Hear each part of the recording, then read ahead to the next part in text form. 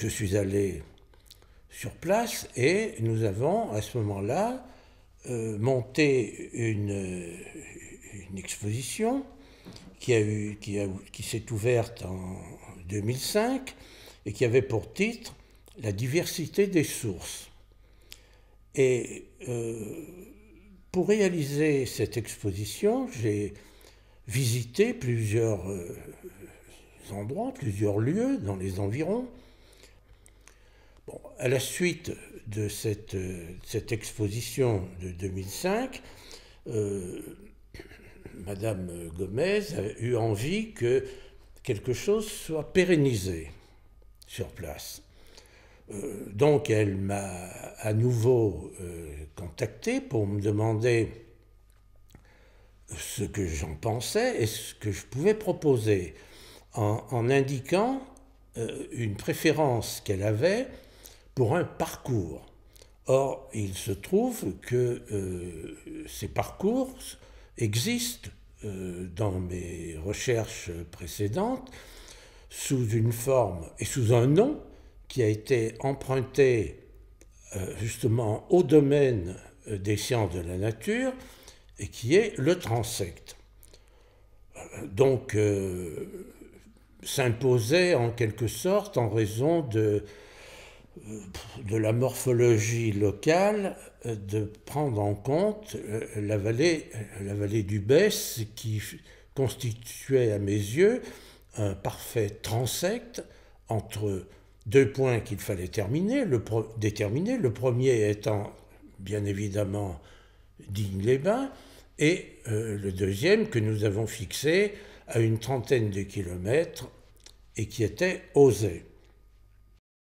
Je ne voulais pas assommer le parcoureur, en quelque sorte, de mon itinéraire, et donc j'ai proposé comme titre à la promenade Des cheveux de Vénus aux splendeurs de la nuit. Donc on avait quelque chose qui s'appuyait sur une constatation d'ordre scientifique, mais qui pouvait parler en quelque sorte, faire image aux yeux du public et peut-être être accepté comme quelque chose de poétique.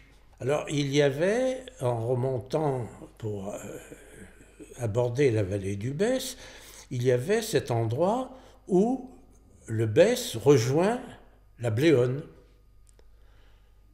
Et moi, j'étais effondré de rire en entendant ça, parce que ça s'appelle la capture du Besse par la Bléone. Et moi, je pensais immédiatement, je me disais, mais ça aurait été une histoire pour Jean Giono, n'est-ce pas, ça, qui aurait pu raconter l'histoire d'une fille un peu costaud qui s'appelait la Bléone et qui capturait un mec qui s'appelait le Besse.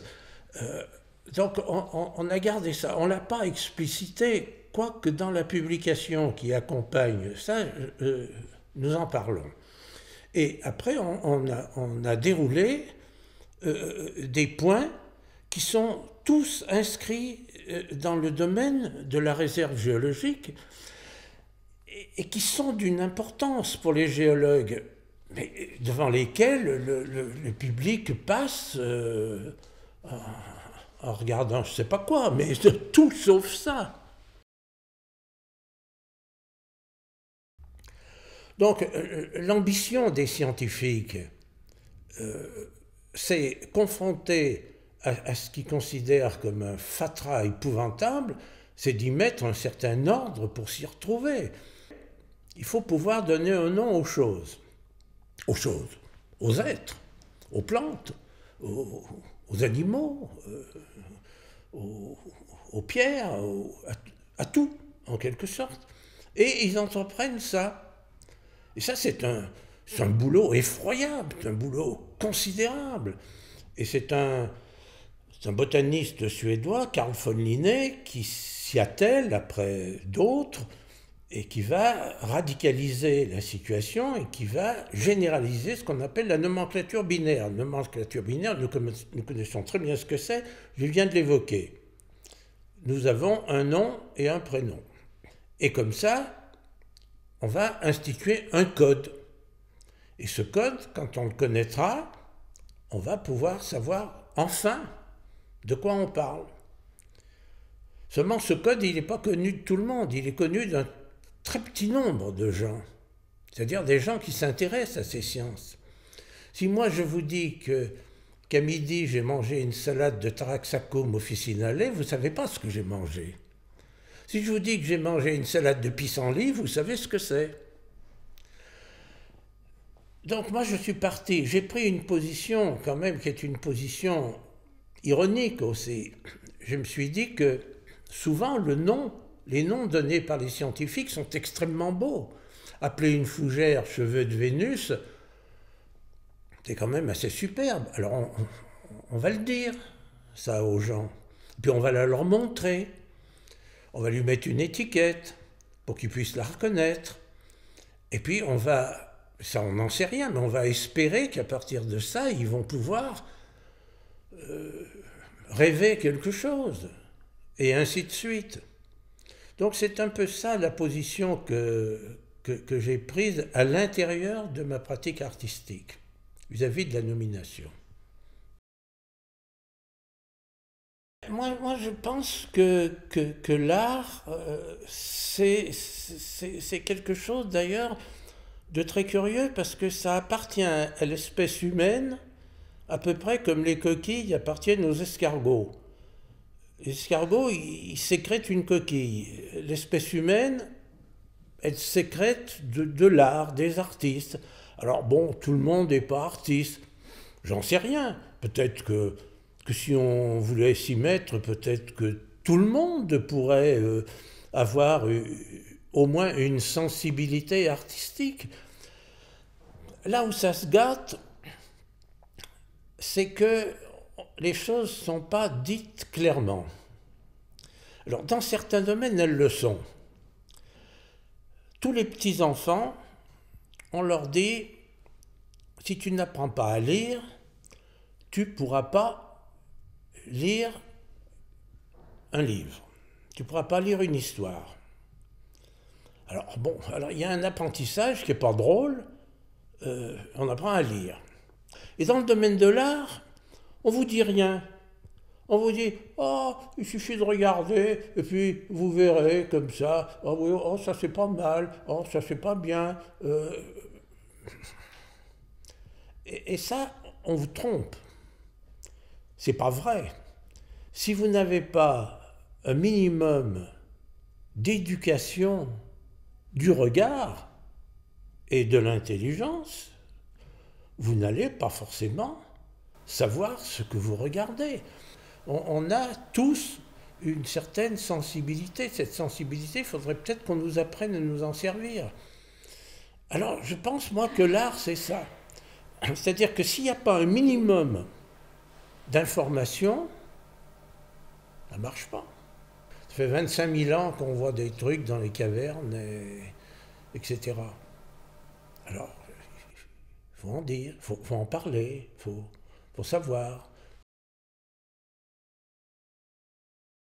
Tout art est conceptuel, c'est une imbécilité inventée par les critiques il y a une quarantaine d'années, mais sans concept, il n'y a pas d'art, ça n'existe pas.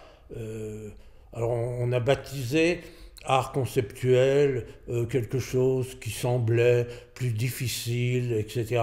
Mais c'est pas vrai. Quand vous êtes devant un tableau qui représente un paysage qui représente quelqu'un, c'est un concept, c'est de l'art conceptuel. Il faut une sacrée éducation de l'œil pour déjà accepter qu'une photographie vous ressemble. Vous êtes en 3 dimensions, on me montre une image en 2 dimensions, on dit « Ah oui, c'est vous, je vous reconnais ». C'est pas évident, ça aussi, c'est une question d'éducation. Alors, moi, je pense que si on parle de choses comme ça va encore brouiller les cartes. Le public va encore y comprendre un petit peu moins. Il faut dire qu'il y a un art, qu'on n'est pas obligé d'aimer ce que sont les productions des artistes. Pas plus les productions des artistes du 18e que du 19e ou que du 20e. Mais qu'il y a ce phénomène, qu'il est comme ça, qu'il appartient à notre espèce. Alors qu'on peut le regarder et puis faire un petit effort et puis se dire qu'on va aimer ça et pas aimer autre chose.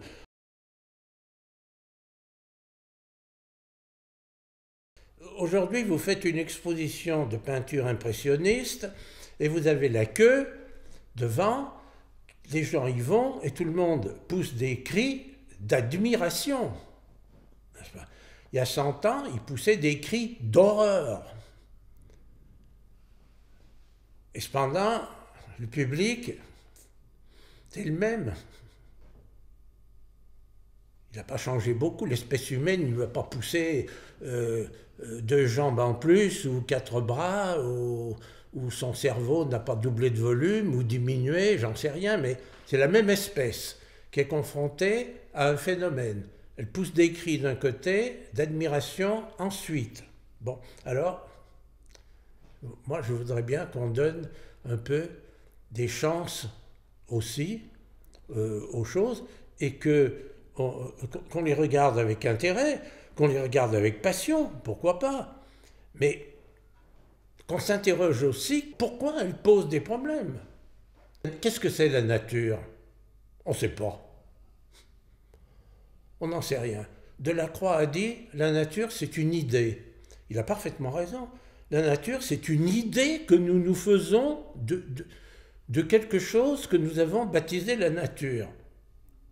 Bon, mais ça aussi, ça va peut-être y réfléchir. Pourquoi on ne dit pas ça aux enfants?